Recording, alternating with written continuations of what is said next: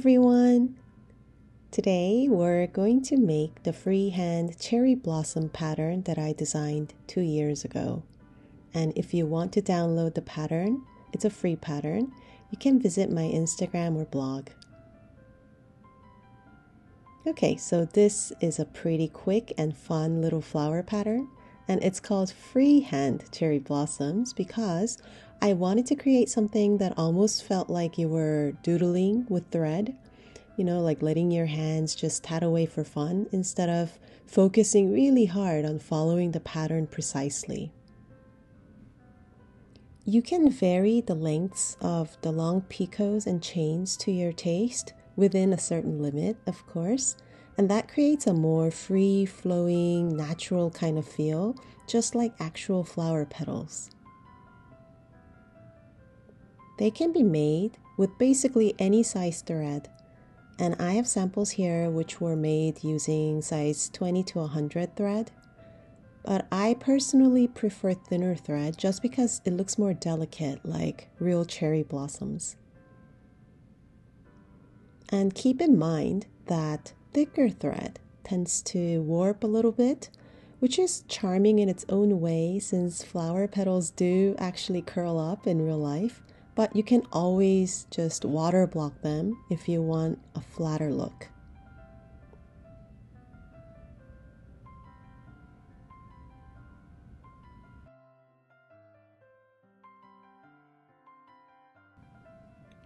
If you look at this sample that I have here, you can see that the long picots in the center and the chains and the notches that make up the petal part are all different lengths. And that's what gives this pattern a carefree, spontaneous feel. I also want to show you some projects that you can actually make using this flower motif. Like here, I've connected them using a Celtic shuttle. And you can create kind of like a coaster or even a doily. And you can also turn them into jewelry. Like this one, you can add some beads to the long picots and turn them into something like this. I added one to my stretchy bracelet and I think it looks very cute. But if you want something more sophisticated, you can also use metallic thread and beads. I used them for these earrings here. You can make something very dainty, or you can add a chain or even multiple flowers to one earring and create something fancier. It's completely up to you. So like you see here, the possibilities are endless, so I hope you'll have fun with them. Okay, now let us take a look at the material. You're going to need the thread of your choice. I'm using K-Yarn 60 from Hello Yarn in this beautiful orange color here. And you're going to need 2 shuttles wound continuously. And you're going to need more thread on shuttle 1. And you're also going to need a crochet hook, some scissors, and a craft glue or anti-fray glue for the ending knot to keep it more secure.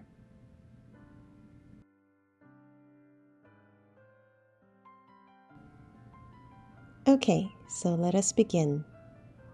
We're going to set up our hand for a ring with shuttle 1, and we're going to make the center ring.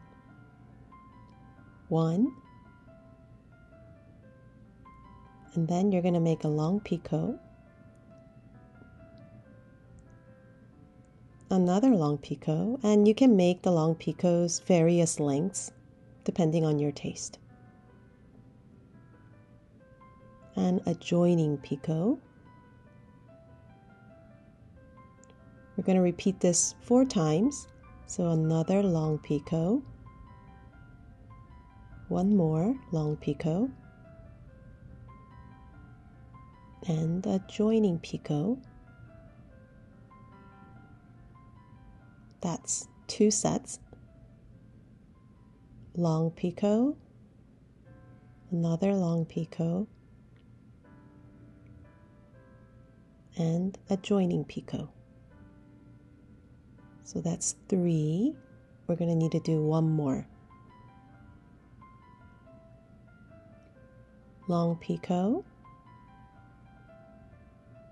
another long picot, and the last joining picot.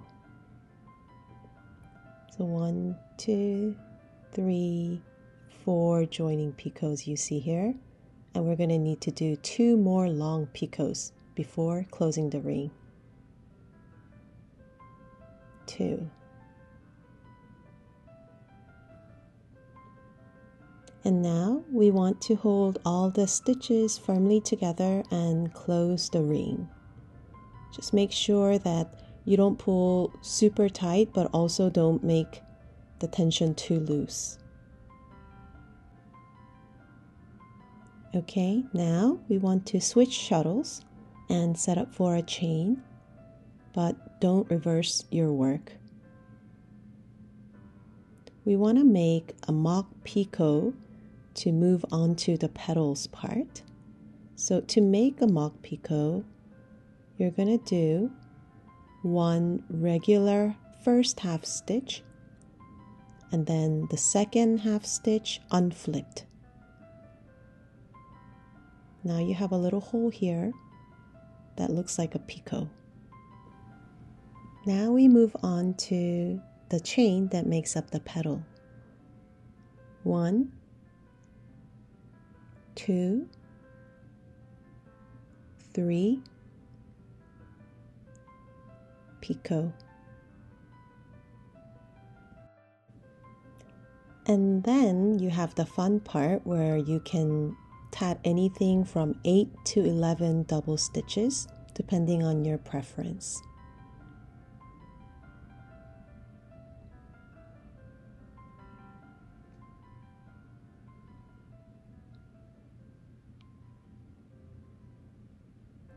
Then make sure you tighten it a little bit to make a nice curve. And for the notch here, the first notch, we want to do 1 reverse double stitch, starting with the second half unflipped and the first half unflipped. That creates like a break in the chain to give the little notch. Then we move on to regular double stitches, anything between 2 to 4 double stitches. I'm going to do 3 here. And then we want to do the other notch. So another reverse double stitch, 1 unflipped, 2 unflipped, 3 unflipped. So I did 3 and 3, but you can choose to do how many ever you want. Then we move on to the regular stitches for the other side of the petal. 1, 2, 3, 4, 5, 6, 7, 8, 9, maybe one more, 10. Then we want to do a picot. 1, 2, 3. That's 1 petal, and we want to lock join to the picot in the center ring. So pull your thread up for a lock join.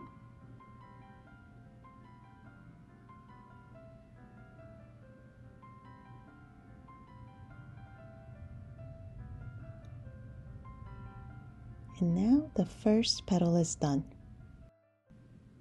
Now we want to repeat this petal all the way around, but in the repeats, after the first 3 double stitches, we want to join instead of making a picot. So 1, 2, 3, and then join to this picot here.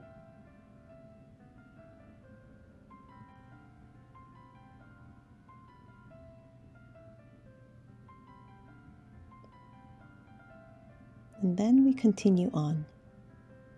1, 2, 3, 4,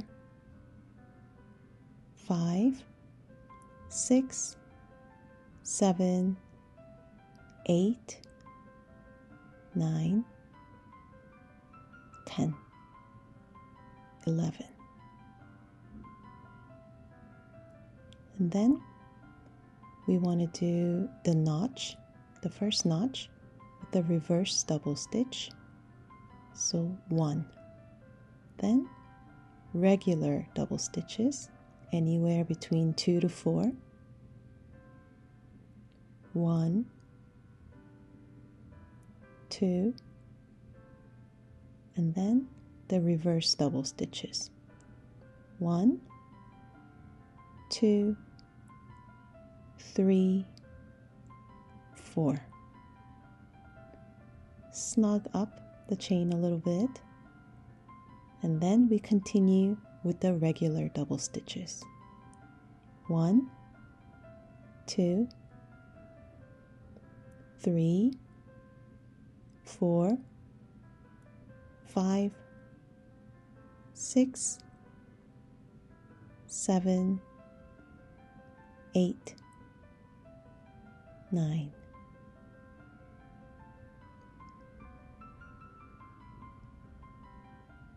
Then we want to make the picot here. Picot, 1, 2, 3. Now we have 2 petals,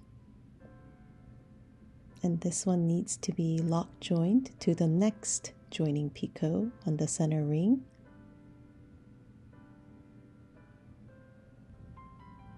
So pull the thread up through the joining picot and make a lock join.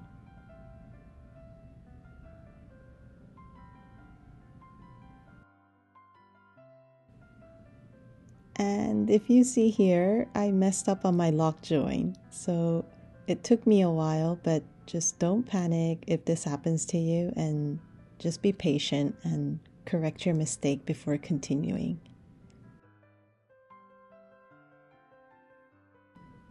Okay, so my lock join is all sorted out, and we want to continue making this petal 2 more times, and I'll meet you back at the last petal for our folded join. Okay, so now we've made 4 petals and we want to make the last one. So let's set up our hand for the last petal for a chain.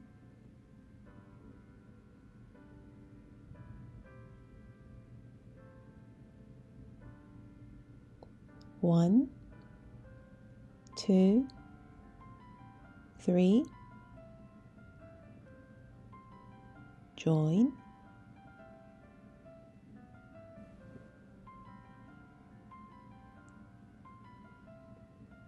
and we continue with the double stitches. 1, 2, 3, 4, 5, 6,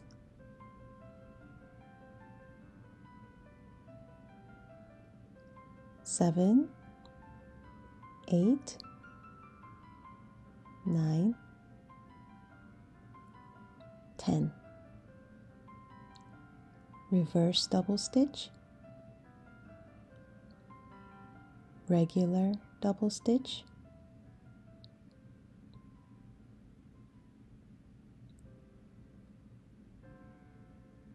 and then reverse double stitch. 1, 2,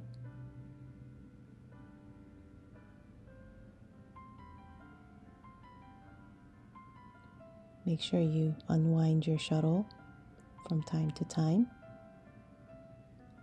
and we continue with regular double stitches.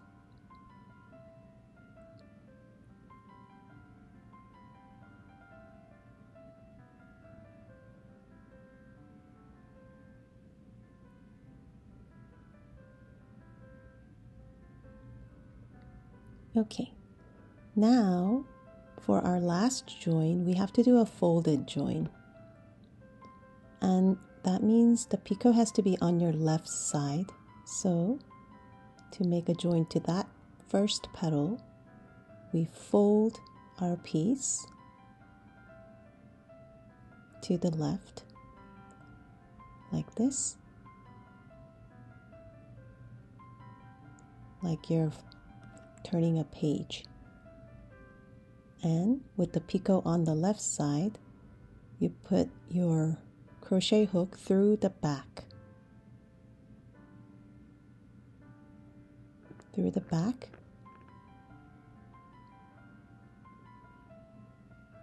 And then do a twist and pull up a loop.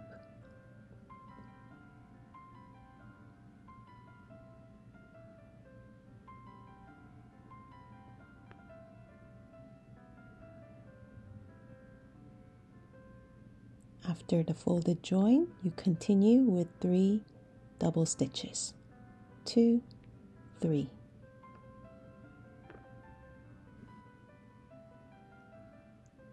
Okay, so now all 5 petals are done, and it might look a little wonky right now, but you can flatten it out, play around with it a little bit, fix the notches, like that. Now we want to cut the thread, cut both threads.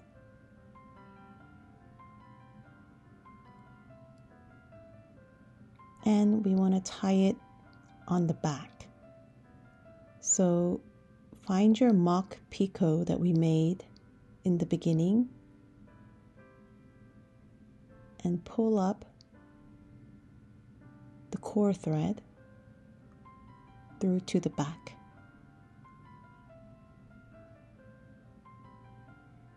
And then we want to make a knot.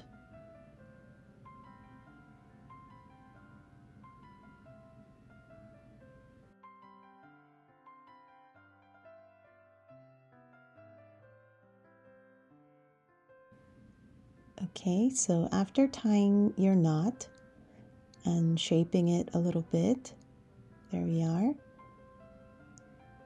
We want to put a dab of glue over the knot to make sure that it's more secure and that it doesn't come undone. So just a tiny dab.